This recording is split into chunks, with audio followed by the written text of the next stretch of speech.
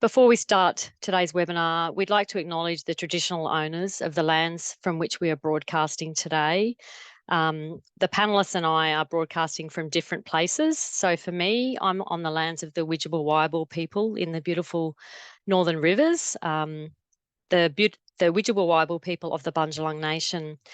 We pay our respect to the elders of the land, both past and present. We also extend that respect to any Aboriginal or Torres Strait Islander people attending the webinar today or watching the recording. Welcome to this Law for Community Worker webinar, Legal Aid New South Wales Services for People with Disability, marking the International Day for People with Disability.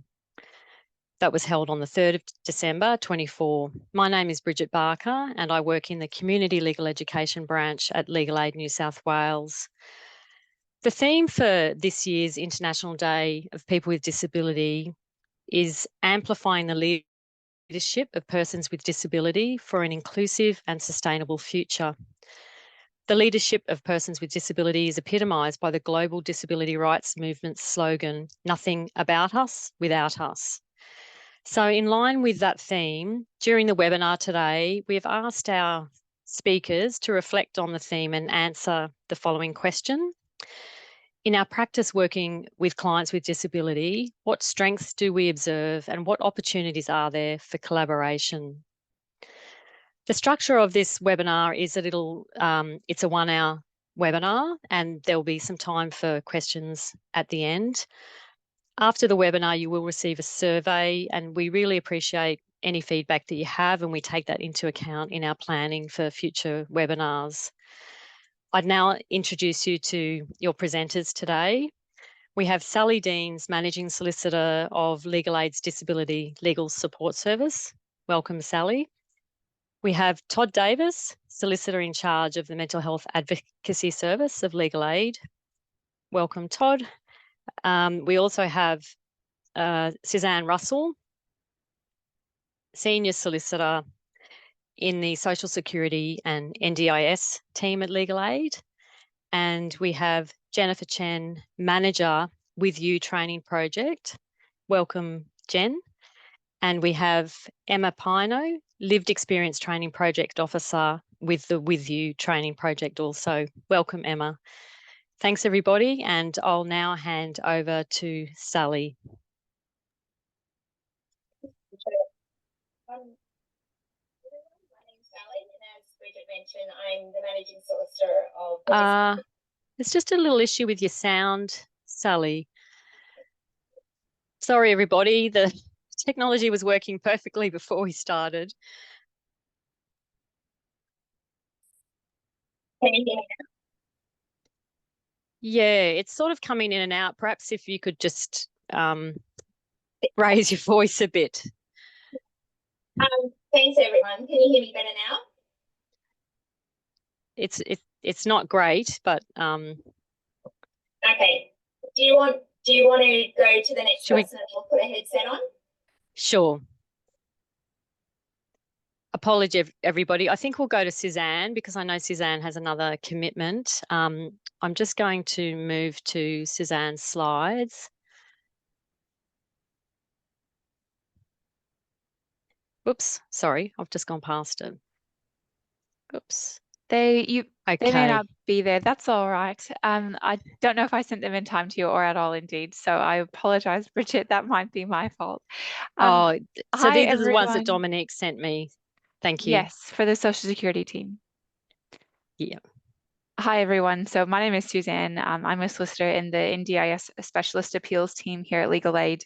In the specialist team, we do quite a bit of varied work, mostly all in relation to decisions made by the agency and ways that might affect your clients as a decision about whether they meet the eligibility access criteria to access supports under the NDIS, or alternatively, what type of supports or how much of a support that they should receive. Within the team, we give advice to people, so we try to help as many people as we can. And so part of that is giving advice to people who have a matter at the ART, which means that they've appealed a decision up to the Administrative Review Tribunal. If someone has chatted to us about aid, about an advice matter, and then they've applied for aid, we can assess their application to determine whether or not they'd be eligible for representation. And what that means is we'd be able to represent them, or they'd have a lawyer representing them in case conferences, and then at their final hearing, if their matter proceeds there, against the NDIA. A really important thing to note about our service is that we're free, and that there's no means test associated with that. Alternatively, if you have a client that has a matter at a lower level, say they are still appealing a plan, they can receive advice from their local office, which is really helpful if they would like to speak to someone face-to-face. We also deal with consumer complaints. So at Legal Aid, if we can help give advice about a consumer issue where they've had an issue using the supports in their plan. Maybe their service provider has overcharged them, or they're being pursued for debt related to their plan. So that's something that our local legal offices can help with. That's a pretty good summary of our service, Bridget. I'll hand back over to you unless there were any questions. Thanks, Suzanne. I'll just run through the Q&A just to see if there are any questions about your service. And I'll let everyone know that we'll share those slides with you after the webinar today. Thanks so much, Bridget. And I do apologize, everyone. I have to head off to a different meeting. I'll try to come back on a bit later if this other one wraps up sooner. Apologies. Thanks so much, Suzanne. Okay, Sally, I can see you've got a headset on. I'll move back to your slides. Just testing. You can hear me better now? That's much better. Thank you. That'll be great for the audience. No worries. Here we go. So I'll kick off then. As I was trying to say before, my name's Sally. I'm the managing solicitor of the new Disability Legal Support Service. This is a service that was actually established this year with some temporary funding. So we're currently funded until the end of June 2025. And it was established to provide accessible, inclusive and flexible civil law services and casework, assistance to people with a disability, also their families and carers. It's also a service that's noted in the Legal Aid New South Wales Disability Inclusion Action Plan, which was launched last week on the 3rd of December, which identifies the need for a specialist disability legal service as a legal aid organisational priority. We're an interdisciplinary team, so we have lawyers and caseworkers, and we work collaboratively together with a common purpose with the client at the centre. And the team is currently made up of 3 solicitors, 2 senior solicitors, 1 caseworker and 1 project officer. In terms of the services that will be delivered, so the Disability Legal Support Service is a generalist team set up within Legal Aid, so we can provide the full range of services that other in-house teams at Legal Aid will provide. So that includes some information services where for our team, that's in particular for referrals from Law Access. So I'm not sure if everyone's aware, but Law Access is like the call centre, the entry point for legal aid, but there may be some circumstances where a client needs additional disability supports and adjustments to receive legal information that Law Access can't provide. So our team could actually assist with information services. We'll provide civil advice services, and we'll be getting referrals from Law Access or other legal aid teams where the client needs disability supports and adjustments that can't be delivered by a local or a specialist team. We'll also be receiving referrals from external referral partners for clients that are otherwise unable to access legal aid services via the normal entry points. And I'll go into a bit more detail about the eligibility considerations that we're looking at there. We will also be able to provide facilitated referrals to support clients. There may be follow-on legal services that we can provide to clients, including casework matters. We might be able to also identify other private practitioners or other services external to legal aid that might be able to support clients with a disability. And then we've also got the caseworker supports for the clients. And our caseworker will be able to do, a range of things. So depending on what the client's needs are, but also in connection with the legal matter. So they might be assisting with identifying needs through psychosocial assessments, help with case planning, identifying existing supports and support gaps for the clients, doing some advocacy, writing letters of support, help navigating systems, and also identifying referral options where the legal service has ended. And so to help the client exit legal aid, but with relevant supports in place. So generally, casework support will end when the legal matter is finalised, but if there isn't another service that's better suited to do some final wrap-up work, then our caseworker could still provide that service. There are some things that the caseworkers in our team won't be able to do. So, for example, working with clients outside of legal aid hours, providing things like emergency accommodation. So it will be a real partnership with other organisations in the community to provide those services to clients. In terms of considering the question that was posed about, the spirit of amplifying leadership of persons with a disability, what I was really thinking about was it's through how we ensure accessibility of service delivery that the DLSS will empower clients to make their own decisions. So by being really flexible in how we can deliver our service to meet the client's needs, that's, I guess, the point of differentiation between the Disability Legal Support Service and some of the other in-house teams, because we've been purpose designed so that we can have that additional flexibility built into how we provide our services. In terms of who to refer to the Disability Legal Support Service, we've got a list of considerations that we're using as sort of an eligibility filter. Legal aid assists a very high proportion of clients that identify as having a disability.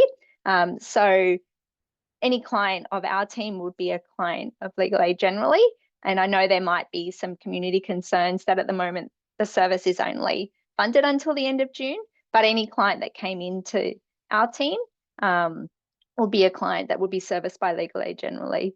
So in terms of the clients that we want to see coming to our team as opposed to going to other teams which also provide services to clients with a disability, what we're looking at is, whether a client has a particular accessibility or communication need that can't be met by other teams, and the client would benefit from a more flexible or intensive service. It might be because of caring responsibility, they're impacted on access to services, and there might be a reduced capacity to self-advocate, and there might not be other supports that are set up in place. Another reason might be because the client would benefit from receiving services from one team at legal aid. So a client might have multiple matters and could be addressed by different specialist teams in legal aid, but due to their disability, it makes it hard for them to obtain those services, or it can be quite confusing dealing with different teams. So hopefully by coming to one team, it'll help them to be able to deal with multiple matters. There's also the benefit of having the side-by-side caseworker support. We're not the only team in legal aid that has caseworker support, but that is one thing for a referral partner to consider, whether the client would benefit from that, because they might not have those supports already set up. Another reason for coming into our team is because we do have lived experience staff in our team, and a client might express a desire to receive a service from someone with a lived experience in disability and has a particular understanding of disability systems. Another reason for a referral into our team is the client might be impacted by intersectional disadvantages. So not only disability, but also include that list there. So a First Nations client from a culturally and linguistically diverse community. They might be in a closed community, such as a prison, youth detention, mental health facility, or a group home or immigration detention. So there might be reasons why there's multiple challenges for that client in terms of receiving legal assistance. And then the final criteria is really that the client doesn't neatly fit into another legal aid team or specialist service, so they might come to our team. In terms of considering what sort of casework that we take on, like we're a generalist service, so at an advice level, we could deal with civil law matters, but in terms of casework, there's, legal aid criteria and which are available on the Legal Aid website about what types of matters Legal Aid can assist with. But there'll be matters, what we're considering is that the client's legal problem is connected with their experience of disability. So things like dealing with the NDIA, disability discrimination, guardianship and financial management, disability support, pension including internal reviews, lack of access to services relevant to disability, complaints about service providers. So there's a whole range of things, but that's sort of the types of matters that we'd be looking at if we were going to take on sort of a follow-on service beyond an advice. In terms of how to get to the Disability Legal Support Service, as I mentioned earlier, the entry point for legal aid is through Law Access, which is a 1300 number that's up on your screen. You can also access Law Access through live chat, and there is a real person on the other end of the live chat. So you were talking in real time to a Law Access information officer. If the client has particular communication needs or accessibility needs that can't be met by coming into legal aid through that way, then we do have a direct inbox, which is also up there on the screen. So if you're not sure whether the client will be an appropriate referral for our team, then you can always send through an email to the inbox, and we would then apply a triage and see whether it's best fit for our team or whether it would go to another in-house team in legal aid, because as I said, like all of legal aid supports clients with a disability. So I understand and appreciate that it can be tricky trying to work out what would be the relevant pathway. And that's it for my presentation, if there's any questions. Thanks very much, Sally. Okay. I just wanted to note too that there were some questions that came in for Suzanne, and if she's able to rejoin us, I'll put those questions to her. And if she isn't, I'll forward them to her and ask her to respond, and then we can email the responses to you.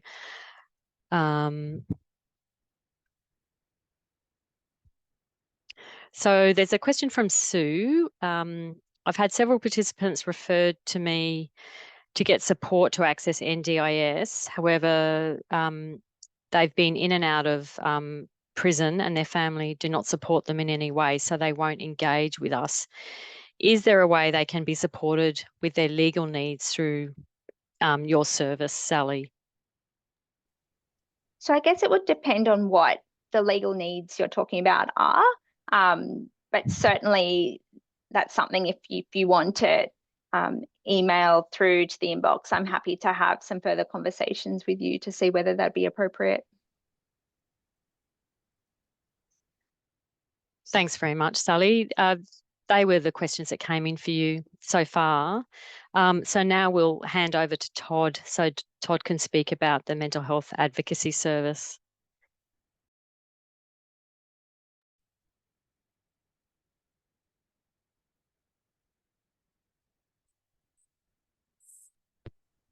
Todd, for some reason your sound is, yep.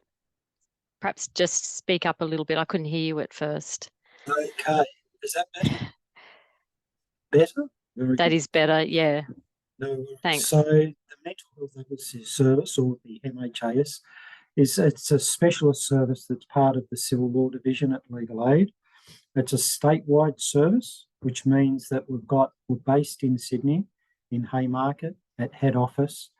We've got around about 14 solicitors based here, but we also use solicitors at all regional offices, or most of the regional offices throughout the state and Legal Aid.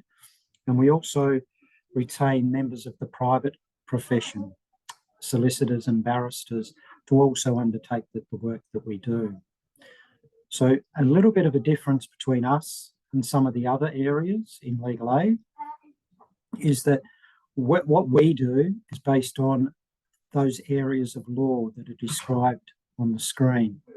That is that We assist people who are subject to the Mental Health Act, the Mental Health and Cognitive Impairment Forensic Provisions Act, or sometimes called the Forensic Act, the Guardianship Act, the New South Wales Trustee and Guardian Act, and the Drug and Alcohol Treatment Act. So where I've got down the bottom there, what we don't do is we do not provide like broader advocacy or broader assistance for people who may experience a mental illness or some disability that affects the way they think that doesn't fit within those areas of law. That's because those people most often are better served by going to those areas of specialist service like housing and so forth, like most others do. But if they need that specific assistance in those domains, they can go to Sally's team, who can walk them through those areas. Okay. We'll go to the next slide, please. So how we work is we mainly provide representation, and in a volume sense, the representation is mainly focused on people who are subject to proceedings conducted under the Mental Health Act. And most of you will be familiar with that. That is people who are detained in mental health facilities. There's around about 60 inpatient mental health facilities throughout New South Wales. People can be taken to those facilities and detained in those facilities for care and treatment. But whilst they're there, they have to be reviewed by the Mental Health Review Tribunal after a fairly short period of time. And we are the crew, we are the people who provide that representation to those people. One thing I will say is people who are subject to those proceedings, especially in the first instance, they don't have to do anything. We come to them.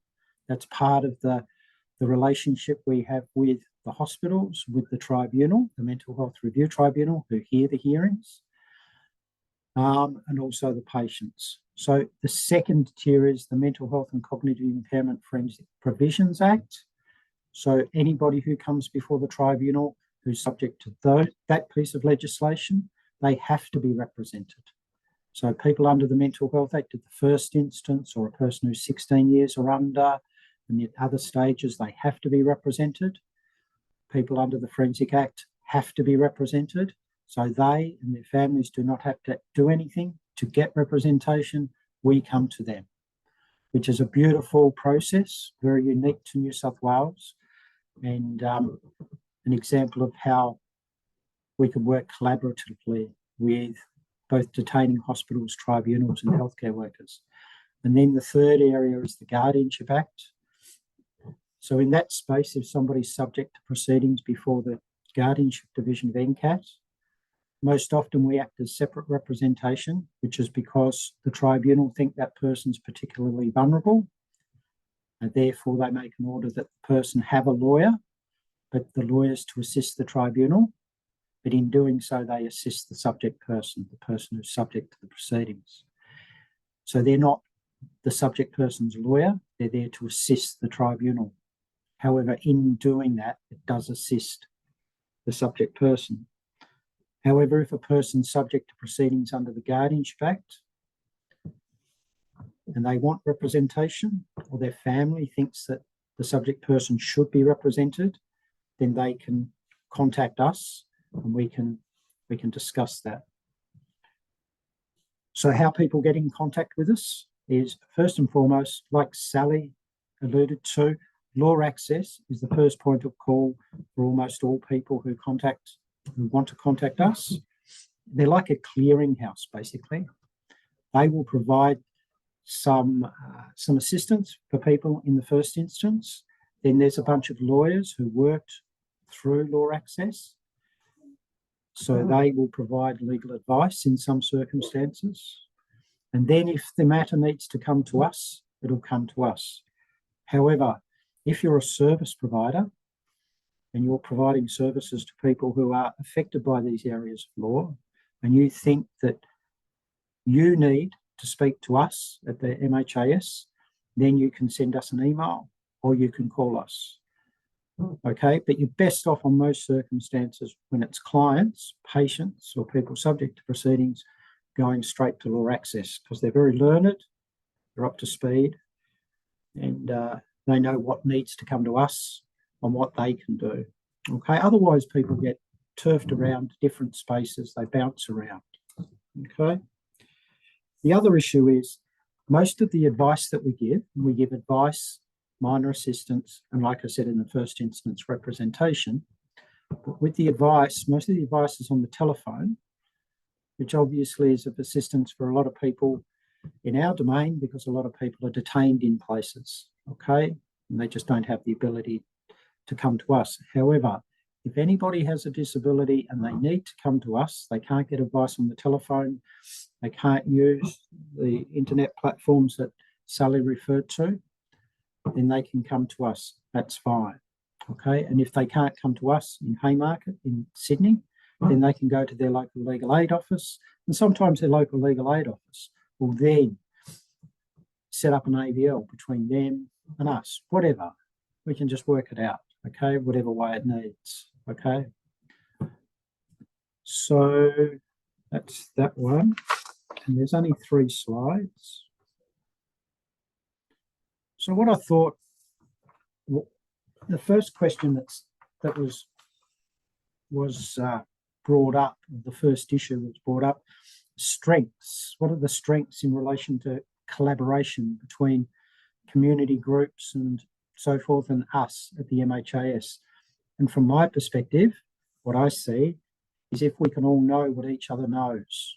So it's knowledge, imparting the knowledge we know, and also people in the community sharing their experiences and what their wants and needs with us. So why I think that's so important in this domain is because this domain is extremely intrusive, and quite often it looks like punishment. Why it looks like punishment is because we punish people, we as a society punish people by taking their liberty away. But in this environment, people's liberty is removed for the purpose of beneficence, purpose of benefit. It's not a punitive measure, but of course it looks like a punitive measure if you're subject to having your liberty taken away and you're locked up, especially if you're unwell and you find it difficult to understand. So the first message I think everybody needs to understand, especially people who are subject to these orders and these legal proceedings, is that it's not there to punish you. It feels like punishment, but it isn't punishment. Okay, and it can't be used for punishment, and that's part of our reason why we're involved in it, is to make sure it's never used as punishment. So how that can be overcome, that sometimes misunderstanding, which is very understandable, is to ensure that people understand why and how these laws are used. And that can happen by having that conversation with us, ringing law access, getting advice, and community groups having a conversation with us so we can explain it and sometimes talk to the groups themselves. And that's, yeah, contacting SWAT, the MHAS, the tribunal. Also, yeah, that's another point. Also, imparting that knowledge through actually broader domains. So if one looks at the websites for the Guardianship Division of NCAT, Mental Health Review Tribunal, if you look at their websites, if you're a service provider, that will actually give you examples from their perspective as to their purpose and how they function, and then you share that with people who are affected by those laws, and then hopefully those people understand the processes, because from our perspective, most of the time, most of the problems really come from a misunderstanding, which is, like I've said, very understandable of what's happening and why it's happening. Okay. Thank you very much. Cheers. Thank you very much, Todd. Now I'm going to hand over to Dominique from the Social Security and NDIS team. Thanks, Bridget. Hi, everyone. As Bridget mentioned, my name's Dominique. I want to acknowledge that today I'm coming from the beautiful Wabakal lands, and also want to extend my respect to the Aboriginal elders, past and present and emerging. So I work in the Social Security and NDIS team, just looking at the slides now, I apologise for the formatting. It should say how the social security team can help. It looks like that's been cut off below. But so they're the main areas that our team work in at Legal Aid.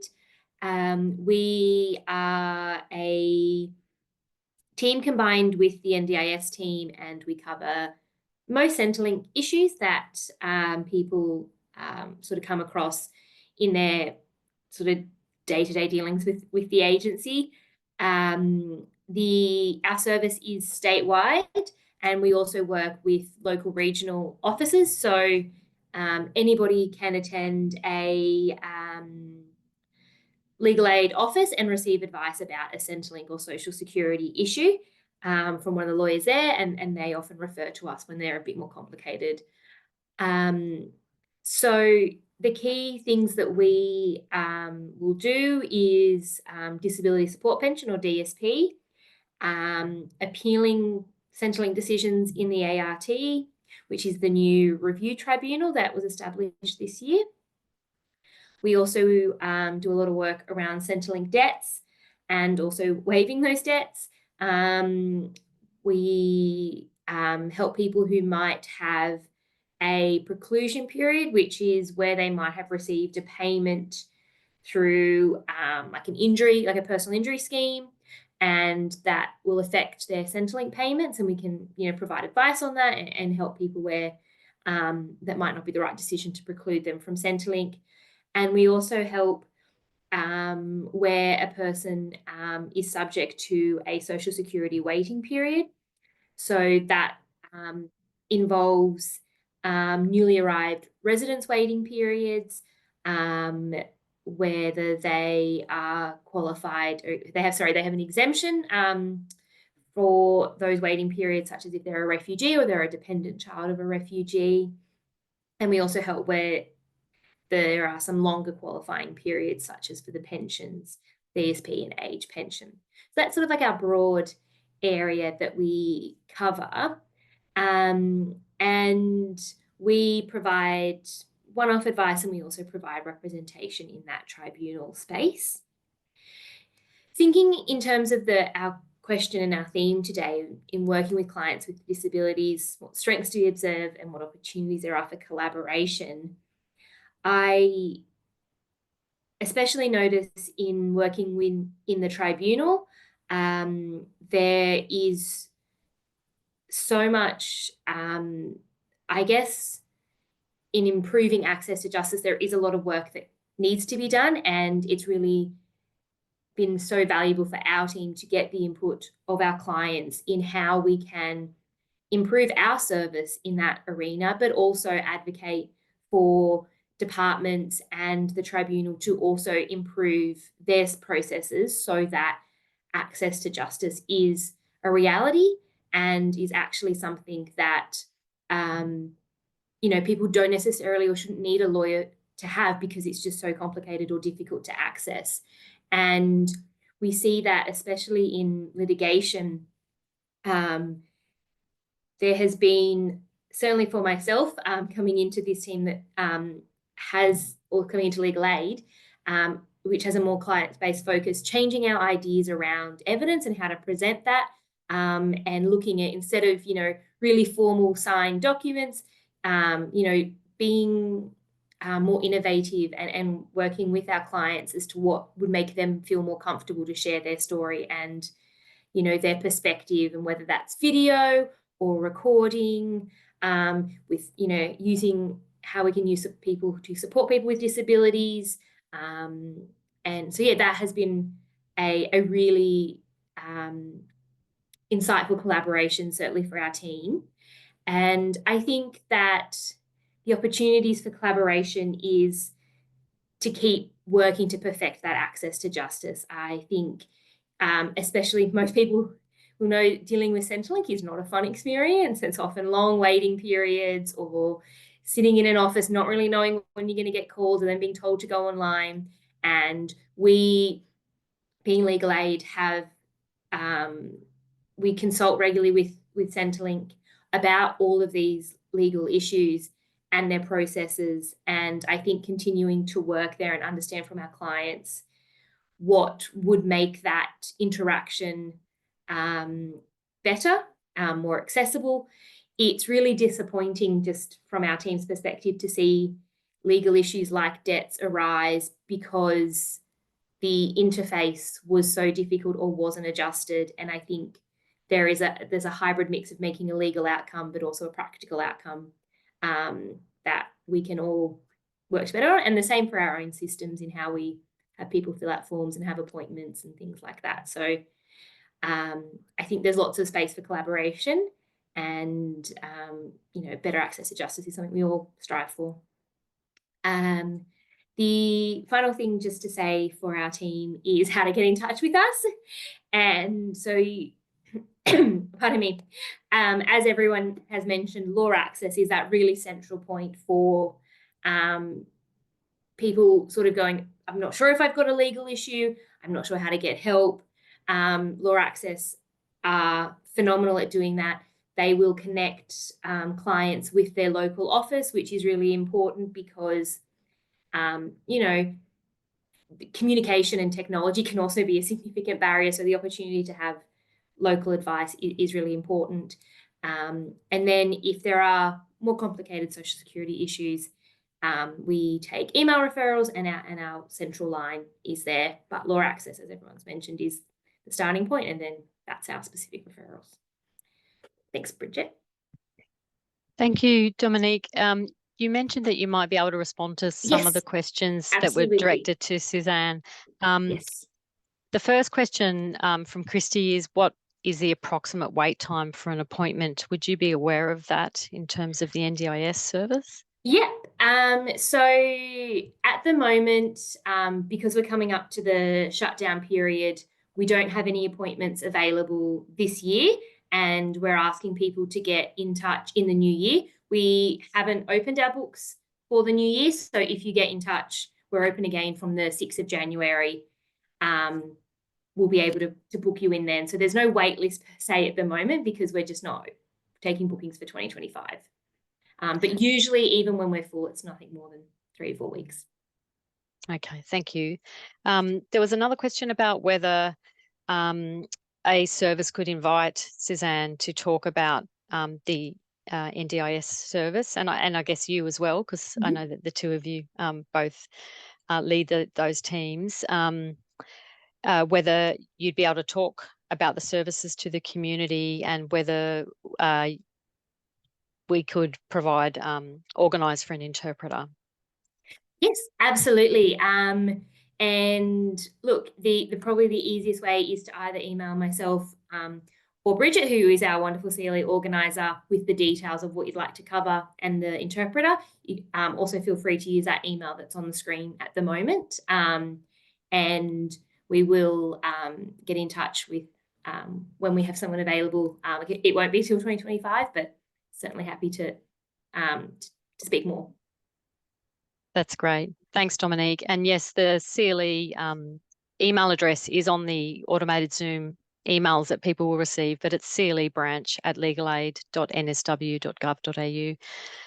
Thank you. And now, last but not least, I'll hand over to Jen and also Emma. Thank you. And I'll stop sharing so that you can share your slides. Hi everyone. My name's Emma Payno. It's like piano but wrong. My pronouns are she, her, and I am the Lived Experience Project Officer and Trainer with the With You team.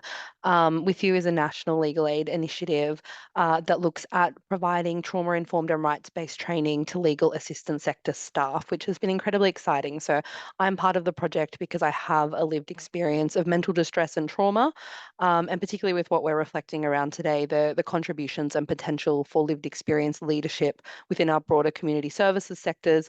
It's just really wonderful to be able to represent a form of lived experience in the webinar today. I'd also really like to acknowledge that I'm presenting from Gadigal country and pay my respects to elders past and present and any First Nations attendees here today and potentially watching the recording. So as a lived experience trainer, for those maybe in services where you've worked more closely with lived experience practitioners, or maybe this is something new you're hearing about in this webinar, not only do I have my little truth of trauma and systemic navigation, but I also draw from the big truth or the collective experience of socially justice-oriented, rights-based practice, anti-oppressive practice, and really looking at some of the topics that got brought up today, like strengths, accessibility.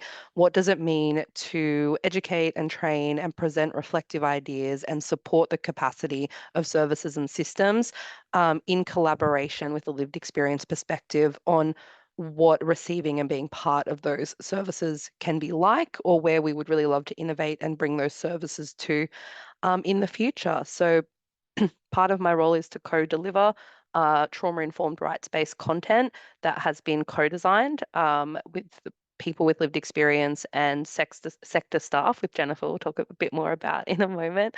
And so I really have the privilege of getting to learn a lot from workers in the sector about what the work looks like from their perspective, while also really getting to reflect and think about, well, what does this mean from an access perspective? What does this mean when we're trying to work with people who are experts of their own experience and coming to collaborate with our expertise for the best possible outcomes?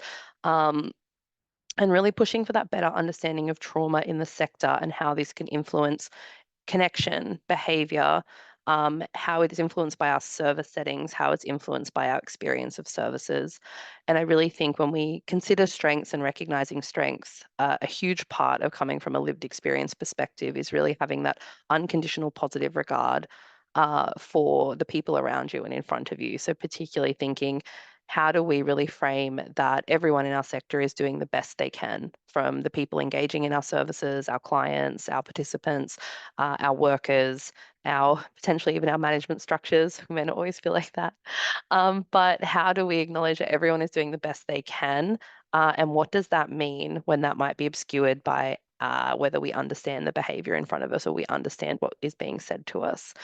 Also really thinking about how we can collaborate and co-design and really amplify and elevate marginalized and lived experience voices to have a say in systems that ultimately hold their sense of justice and connection to wider society in their hands sometimes.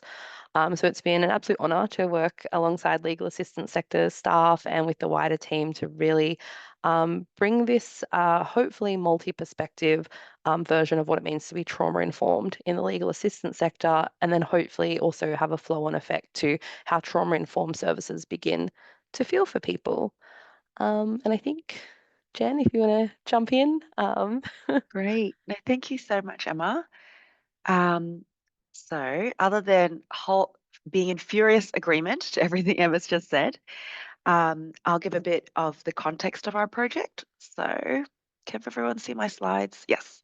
So as Emma mentioned, this is a national legal aid project about the entire legal assistance sector, not just New South Wales, moving towards trauma-informed, rights-based legal assistance.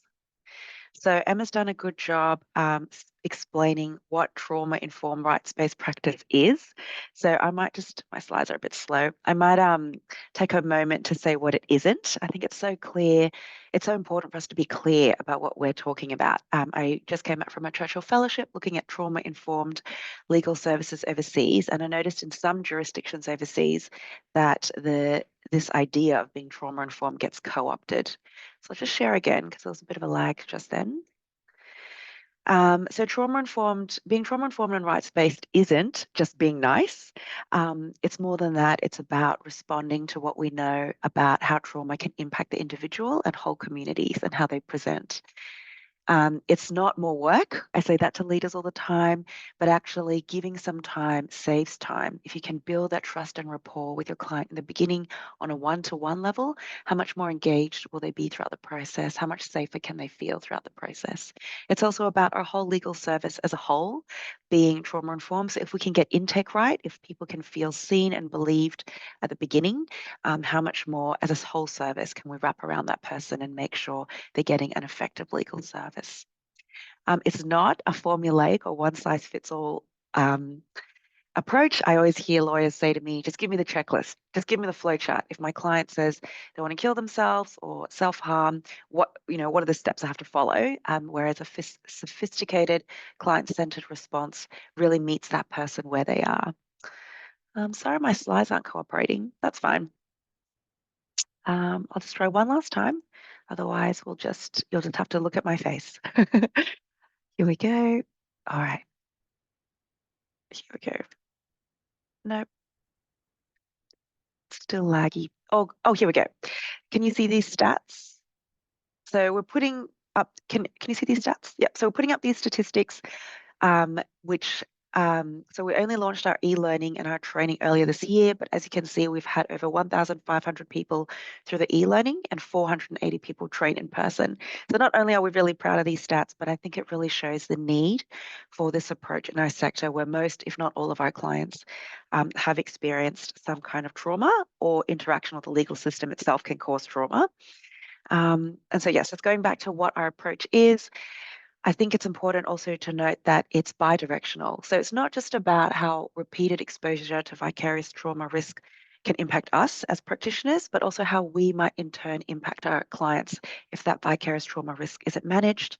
And as Emma said, it's about acknowledging that broader systemic oppression as a trauma in and of itself. So it's a move away from the medicalized model towards thinking about how is maybe my client's behavior and presentation is a proportionate response to a lifetime of oppression, to a lifetime of racism, for example. So as I mentioned, so we have e-learning, which everybody in the legal assistance sector defined as legal aid, CLCs, Aboriginal and Torres Strait Islander legal services, and family violence prevention legal services welcome to complete. We recently won the International LearnX e-learning awards, Platinum, very exciting. Our pre-post training surveys show statistically significant improvements in learning outcomes. And what's really exciting is that the services across the country want to embed our e-learning into their induction. So the first 3 modules, understanding trauma and mental health, working with people in distress and working effectively with Aboriginal and Torres Strait Islander people and communities. That's for everybody. That's for lawyers, allied professionals, intake staff. The 4th module is for civil family crime lawyers. They see different content relevant to their practice area. And the last one is for trauma-informed leaders. So as Emma mentioned, our training is co-delivered. She very humbly didn't mention that actually our lived experience trainers often get the best feedback in terms of the impact of lived experience trainers in really reshaping and transforming people's understandings. And we've delivered in 4 states and territories so far, with 3 more to go. Our First Nations content was co-delivered with people's lived experience and lawyers in 3 states and territories, and overseen by this First Nations advisory group, which has people from lived experience of trauma and custody, psychologists, as well as practicing lawyers. So I guess going back to the question today, how do you work in collaboration with people's lived experience? I have to say, our project would not have hit the mark or had this level of engagement if we didn't work in partnership with people's lived experience.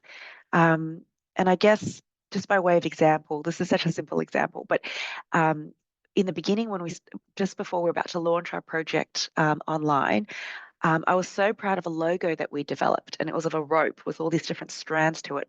It was meant to represent the complexity of people's lives. People have legal matters, but then they need housing, they need social supports, they need mental health supports, etc. And it had gone through so much consultation, so many approval processes, but it wasn't until day 1 of someone with lived experience starting the team that they pointed out to me, a rope is actually one of the most common forms of common ways that people try to suicide in Australia, and this is in breach of suicide prevention guidelines. And so I think that's such a simple example, but it just shows how critical it is before you do something for someone to really check that you're doing what is right for them, what works for them, what they actually need, not just what we think they need. And so I guess my personal reflections trying to do co-design is that it's absolutely crucial. How can you be person-centered without speaking to the person at the center? Another one of my big learnings from trying to do co-design is, again, that I mentioned it briefly, the move away from the biomedical model of mental illness. When we first started this project, a lot of lawyers said, well, I just want to understand the DSM more, like what do all the different diagnoses mean? How can I read the medical reports? But what the clients or what people with lived experience told us was like, no, don't see me through the lens of only just this label, which I may or may not even identify with or agree with, but hear from me how I got to where I am today, how I already manage my mental health, and what it means to me. And I guess, you know, I'd have to say that co-design in many ways is still emerging in the legal assistance sector. We haven't kept pace with mental health or disability sectors, like where many of the people in today's chat room might come from. For you, many of you, co-design might just be the norm, but the legal assistance sector is still catching up, I would say. I think some of the reticence comes from not wanting to speak to clients who we assume are, you know, managing multiple complex sort of matters already, but that's clearly been overcome in other human service sectors. And so, you know, I think that we see really transformative examples of lived experience, for example, like in the Philippines, human trafficking victims speak to judges about how court delays impact their ability to go home. You know, or I've heard of clients sitting on recruitment panels to make sure that lawyers have the appropriate client-centered skill set at recruitment, or going to strategy days so that a community legal centre is prioritizing the right things going forward. But I think that we can just start where we're at. So you can think about how you can not only work with your client on a one-to-one practice level, which we've heard really great examples today of that, but how can client voices and client perspectives be embedded in design and evaluation of a service? Maybe you don't have a blank slate to start from. That's, you know, common, but it could even just be co-designing client communication. What about your template letters and emails going out? Is that language strengths-based, or does it accidentally stigmatize or even victim blame sometimes by using certain deficits-based language from legislation? So I guess my personal reflections is that co-design takes a lot of humility. It takes a lot of, you know, questioning why we do things the way we are and being open to change and to interrogating those ways of working. But it's also about honesty as well, and being really honest about the constraints for pure co-design. So for example, in our project, the funding agreement had already dictated certain things that we had to do. So it's not pure co-design in terms of working in partnership from the very beginning to like even decide what we're going to do at all. So it wasn't pure co-design, but we tried our best and we worked in partnership with people with lived experience in governance on our project board expert panel. We had lived experience experts draft and review our training. We have lived experience trainers in the team, of course, and we spoke to many people with lived experience across the country. I'm just mindful of time, sorry. So I guess next steps are I'd invite everybody here to join our national community of practice. It meets monthly, and it's people sharing their practical strategies on the ground about how to be trauma-informed. Our next session is in February, Trauma-Informed Leadership. So here's a QR code to join our community of practice, and please refer lawyers, allied professionals, and all staff in legal services to do our e-learning. Thanks.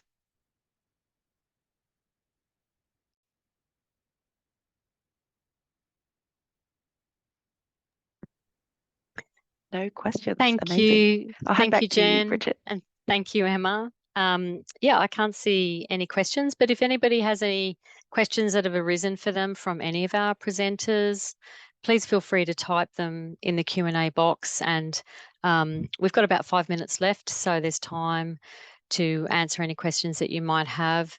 I wanted to say a big thank you to all our speakers today for sharing information with our audience about the services that we have within legal aid for people with disability, and the different ways that those people can access these specialist services within legal aid. It's great information to be able to share.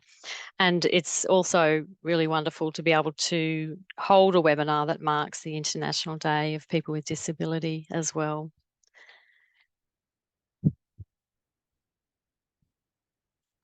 So I can't see any questions coming in. And if that's the case, then we'll give ourselves an early mark and say good afternoon to everybody. Thank you to all our audience for joining us. And thanks again to all our speakers. I appreciate your time and sharing the information about your services. We'll close off now. So good afternoon, everyone. Thanks, everyone. Bye. Bye-bye.